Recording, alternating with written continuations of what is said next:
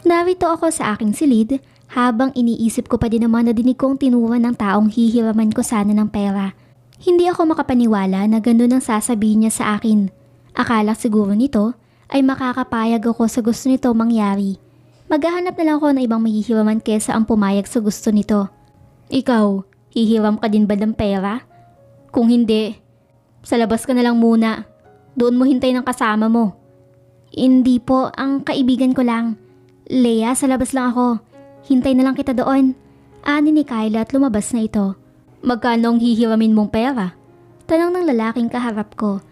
Napansin kong pinasadahan nito ng tingin ang aking buong katawan. 150,000 po sana. Ani ko, nakita ko ang pagkabigla nito. 150,000? Siguro naman, nasabi na sa'yo na malaki ang patong nito. Opo sir, nasabi na po sa akin. Sagot ko. Well, sige, bibigyan kita. Pero, saan ka naman kaya kukuha ng pambayad mo sa akin? Aniya, habang hinihimas nito ang may kahabaan niyang bigote.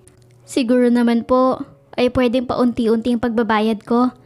At isa lang po akong sales lady sa mall. Hanggang kailan? Baka maputi na ang buhok mo, hindi mo pa nababayaran ang utang mo. Baka interest pa lang hindi mo na kaya. Pwede naman. Iba ang ibayad mo sa akin. Halos mahintakutan ako nang ngumisi ito ng kakaiba. Baka naman po pwedeng paunti-unti kong babayaran? Ani ko na kinakabahan. Huwag mo nang isipin kung paano ka makakabayad. Basta gawin kitang pangalawang asawa. Aniya at balak pa ako nitong lapitan. Ngunit maliksi akong tumayo. Kung yan po ang gusto niyong kabayaran sa uutangin ko, hindi bali na lang. Hindi lang kayo ang pwede kong mahiraman. Ani ko saka naglakad palabas ng bahay nito. Ngunit may pumigil sa aking braso upang mapatigil ako sa aking paglalakad. Huwag ka na magpakipot pa, babae. Dahil alam ko ang likaw ng mga bitukan yung mga mahihirap. Mahilig kumapit sa mga mayayaman na katulad ko. Magpasalamat ka na nga. Gagawin kitang asawa. Mayabang niyang wika. Agad kong binawi ang pagkakahawak nito sa aking kamay at humakbang ng ilang metro dito. Huwag ninyo akong itulad sa kanila dahil hindi kami pareho. Ibahin niyo ako. Hindi ako basta-basta pumapatol. Lalong-lalo na sa katulad ninyong mata pobre. Galit kong wika at saka naglakad ng lumabas. Natatan ko pa nakikipagkwentuhan si Kyla sa isang babae pero diretso lamang akong lumabas ng gate. Nakita kong hinabol ako ng kaibigan ko. Leia, bakit anong nangyari? Tanong nito sa akin. Huminga ako na malalim bago nagsalita. Ang bastos na matandang yun. Balak pa akong gawing asawa? Ani ko at nawan pa din ang inis sa lalaking yun. Kaya sobrang mahirap ang maging mahirap. Dahil aapak-apakan ka na lang ng mga mayayaman na mapanghusga at matapobre na tulad nila. Leia anak, labas ka muna upang kumain. Sigaw ni Itay mula sa labas ng pinto.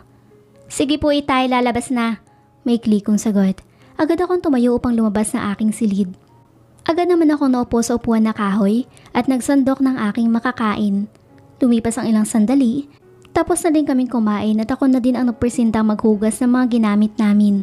Nang matapos, ay pumasok na ako sa aking silid upang matulog.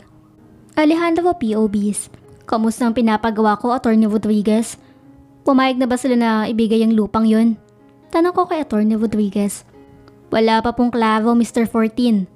Masyado silang mahirap kausapin.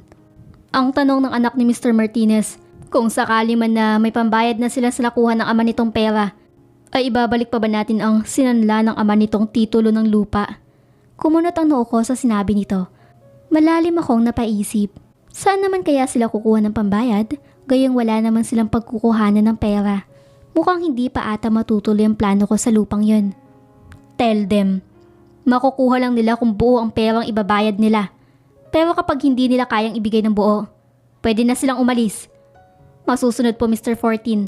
Bukas na bukas din ay pupuntahan ko ang mag-amang yon. Tumango ako dito at lumabas na to ng aking opisina. Kumuha ko ng alak at saka nagsalin sa baso. At agad ko itong tinungga. Napangiwi ako nang maramdaman kong humagod sa aking lalamunan ang pinaghalong pait nito. Marahas rin akong napahinga. Muli ako nagsali ng alak sa aking baso at agad itong tinungga hanggang sa malasahan ko na ang sarap nito. Tumingin ako sa kalangitan at nakikita ko ang mga bituin na nagniningning.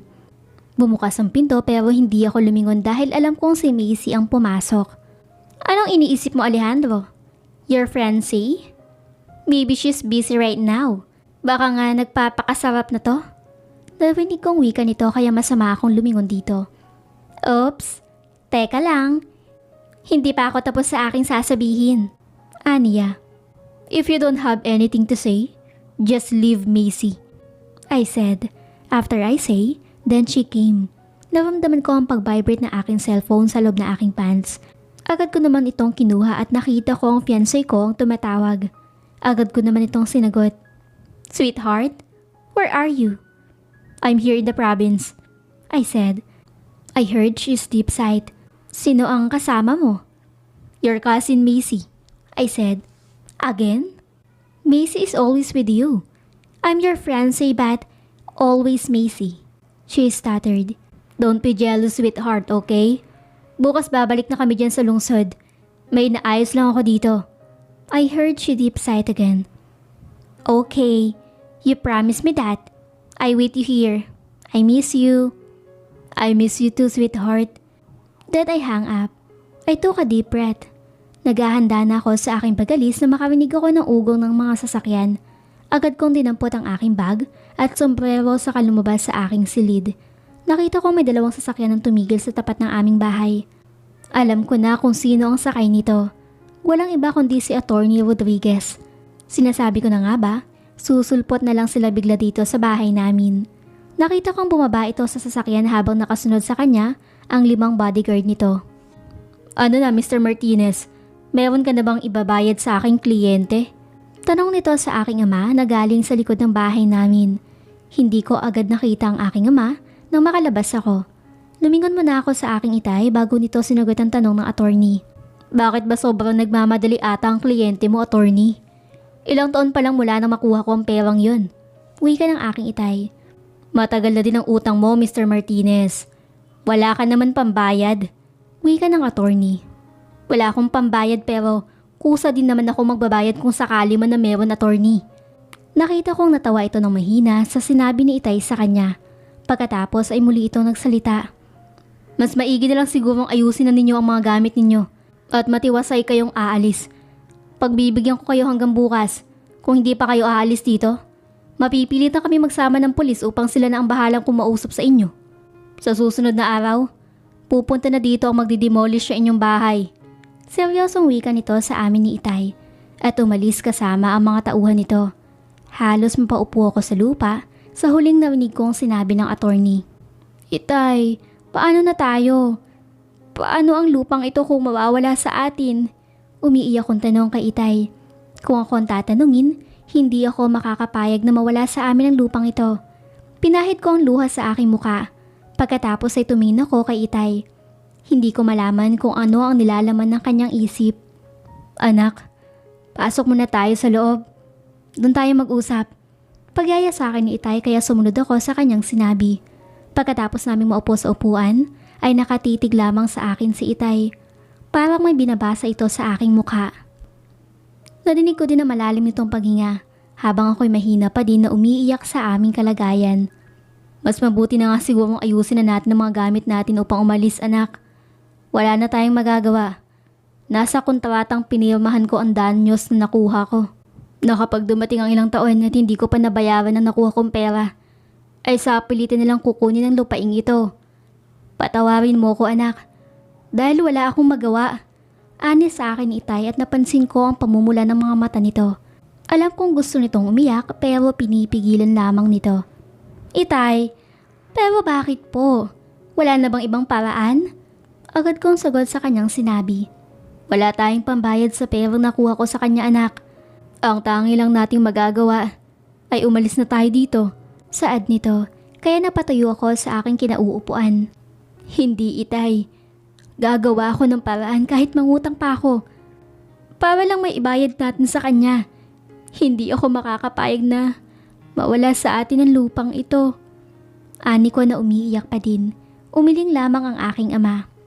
Saan? Saan tayo kukuha? Wala tayong malalapitan na kamag-anak natin dito sa malapit. Lahat sila ay nasa malayo. Ang kamag-anak naman ng inay mo ay tinakwil siya. Naging malupit sila sa amin. Dahil sa una pa lang ayaw na nila sa akin. Ang alam ng mga lolo at lola mo ay kayamanan nila ang habol ko sa kanya. At nakatakda na din siyang ipakasal sa lalaking nagugustuhan ng mga lolo at lola mo. Pero ako ang mahal ng inay mo kaya nagtanan kami dahil mahal na mahal namin ang isa't isa. Halos isumpa kami ng lola dahil sa galit sa amin. Tumigil sa pagsasalita si Itay dahil sumingot ito. Nakita ko may mga pumatak na luha sa kanyang mukha na agad din naman niyang pinahid. Marami din pala silang pinagdaanan ni inay na hindi ko alam. Bakit ngayon din sinabi ni Itay na mayaman pala ang lola at lolo ko sa side ni inay? Nagpakalayo kami ng inay mo. Pero mas pinili naming dito sa lugar ng lola mo na kami tumira. Naisip din namin na dahil matanda na sila at wala na mag-aalaga sa kanila. Bago bawian ng buhay ang lola mo, pinamana niya sa akin ang mga lupang ito. Pero nagawa kong isanla. Hindi lang beses nagkasakit ang iyong ina. Noong panahon na wala ka, hindi namin sinabi sa iyo ang mga nangyari sa kanya dahil ayaw namin mag-alala ka. May nakitang bukol sa kanyang matres at malaki na ito, kaya kinailangan na maoperahan ito. Naging successful ang operation niya, pero makaraan ng ilang taon, may tumubo ulit sa kabilaan naman.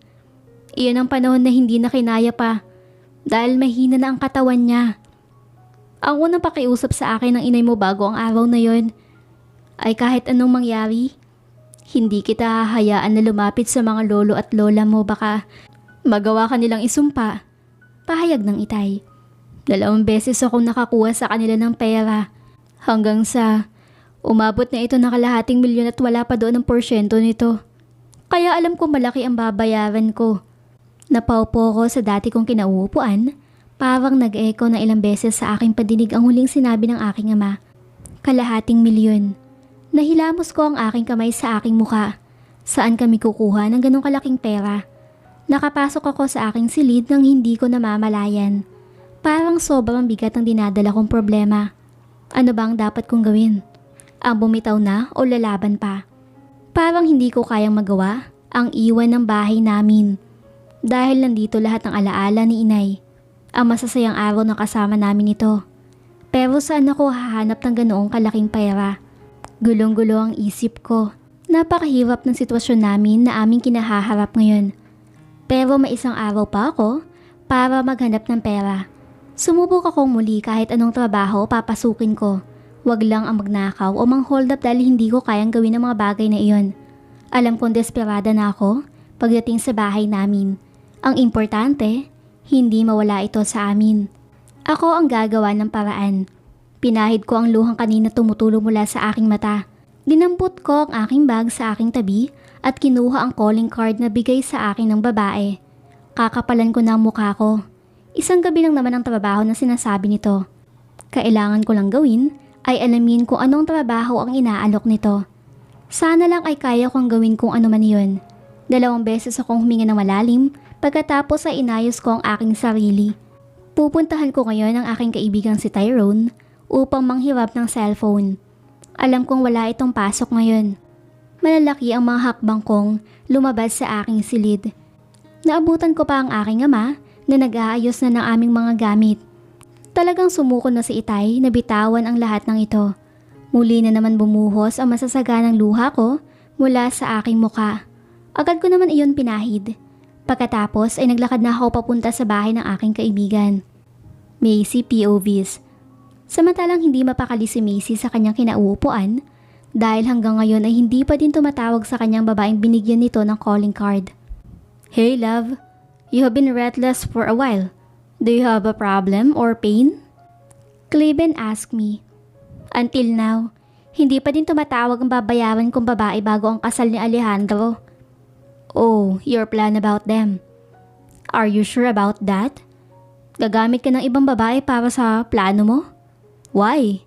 May iba pa namang paraan, Macy. Aniya sa akin kaya masama akong tiningnan nito. You don't understand me why I'm doing these things. Hindi mo pa masyadong kilala ang pinsan ko. Wika ko sa aking fiancé. Then tell me about this. I will support you with your plan. Just don't be mad at me, love. Okay? He said. And after that, he hugged me again from my back. I still felt him kissing my neck. Kaya muling nabubuhay ang init ng aking katawan. Ilang beses din ako napalunok ng sarili kong laway nang maramdaman ko ang matigas na iyon sa aking butt na mas lalong nagbibigay init sa akin. Naglakbay din ng dalawang ekspertong kamay nito sa aking katawan. At sa bawat pagdaan ng kamay nito ay nagbibigay ng kiliti sa aking kaibuturan na mas lalong nagpapainit sa aking katawan. Pakiramdam ko, parang lalagnatin ako sa init na aking nadarama. Ngunit biglang nawala ang init ng aking katawan nang marinig ko nag-iingay ang aking cellphone na nakapatong sa glass table. Agad kong pinatigil ang lalaki nasa aking likuran. Mabilis akong kumalas sa pagkakayakap niya sa akin. Pagkatapos ay agad kong dinampot ang aking cellphone sa glass table. Napakunot ang noo ko na makita kong unknown number ang tumatawag. Yes, hello? Who is this? Tanong ko na nasa kabilang linya ngunit walang sumasagot. Muli kong tinignan kung meron pa ba pero open pa naman ang tawag. Who the hell are you? Don't call me if you don't want to speak. I said in angrily. Hey, relax love. Just hang up the call. Cleven told me in my ear and his hand traveled over my body again.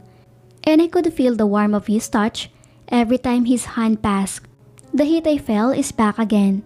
Ibababa ko na sana ang tawag nang makarinig ako ng dalawang taong nag-uusap sa kabilang linya. Hello po ma'am, said the person on the line. Who's in the line? I asked. Naaalala niyo pa ba ang binigyan ninyo ng calling card? She said. Yeah, how about that? Itatanong ko lang po sana kung anong klaseng trabaho po ang inaalok ninyo. Nahihiya nitong saad. Okay, I'm still in the province. Sa coffee shop tayo magkita and in this time. Sige po ma'am. Pahayag nitong sagot. Napangisi ako. Finally, this is it. Sana lang ay pumayag ito. Hey love, what's the meaning of that smile? And who called you? Cleven asked. Finally. Tumawag na din siya love. Ngayon puntahan natin siya. Wika ako pero nakapaskil pa rin sa aking labi ang tuwa. Leia VOBs. Hoy babae, ano na? Anong sinabi sa'yo ng tinawagan mo?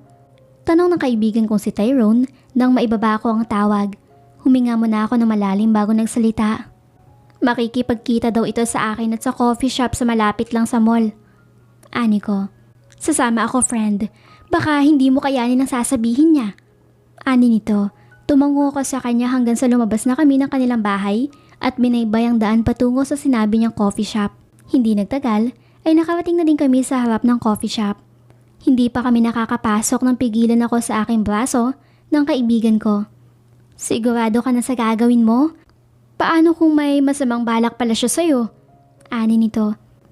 Hindi naman siguro. At saka nakita mo din naman siya sa mall. Siya ang kasama ng boss natin na dumating kahapon. Ani ko. Ay, bakit hindi mo naman sinabi agad?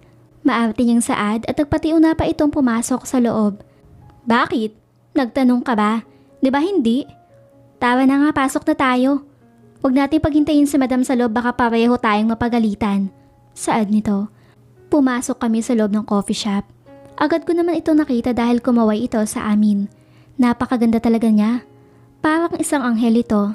Napakaamo ng mukha ngunit napansin ko may kasama pala ito. Baka asawa o boyfriend. Parang nakakahiyang lumapit sa kanila. Lalo na ang ganda ng kanilang kasuotan. Samantalang kami ay simple lang. Parang mas maganda pa yata ang pambahay nila kesa sa kasuotan namin ngayon. Hoy babae, lalapit ba tayo sa kanila o lalapitan? Lokong saad nito. Masama kong binaling ang aking tingin sa kasama ko at siniko din ito.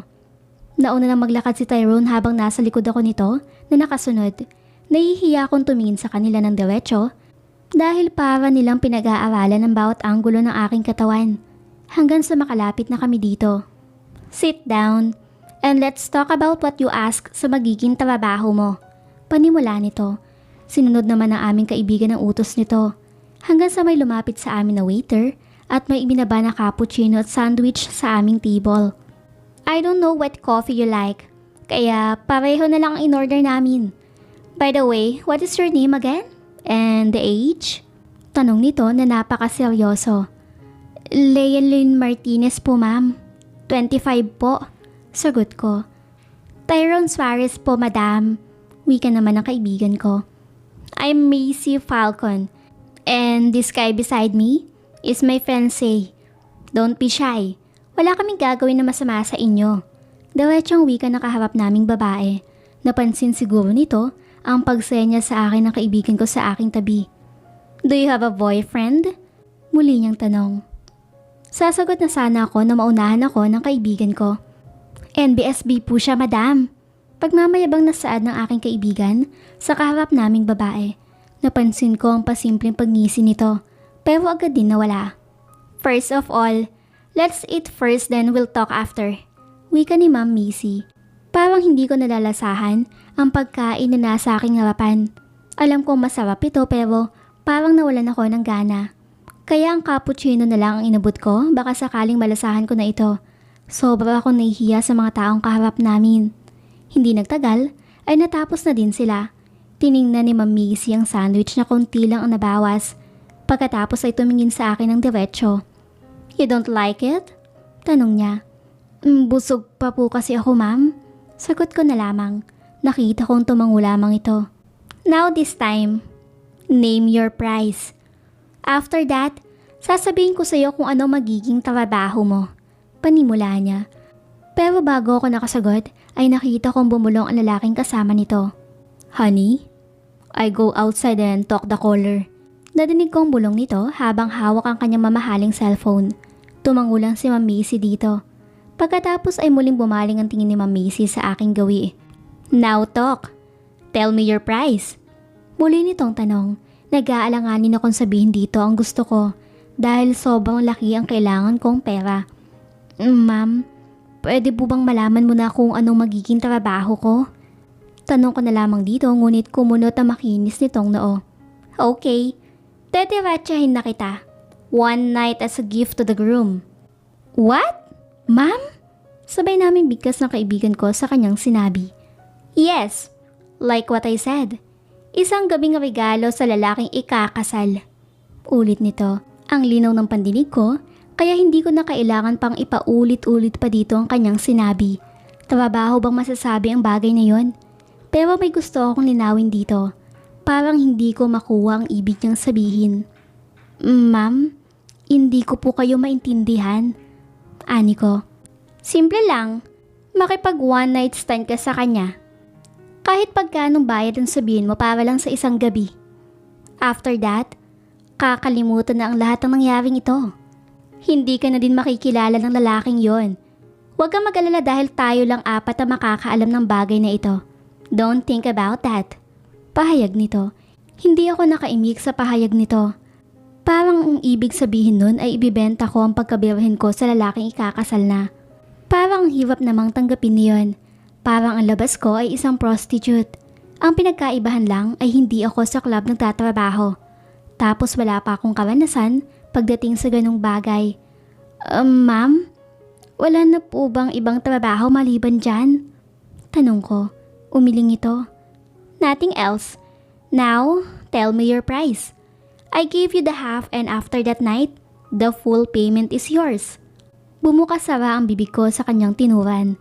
Hindi ko alam kung ano ang aking sasagot. Pag-iisipan ko po muna ng maigi, ma'am. Masyado po kasing mahirap ang trabahong inaalok ninyo sa akin. Ani ko na lamang. Tumango ito. Okay, if you decide, call me. Maikli nitong wika at tumayo na.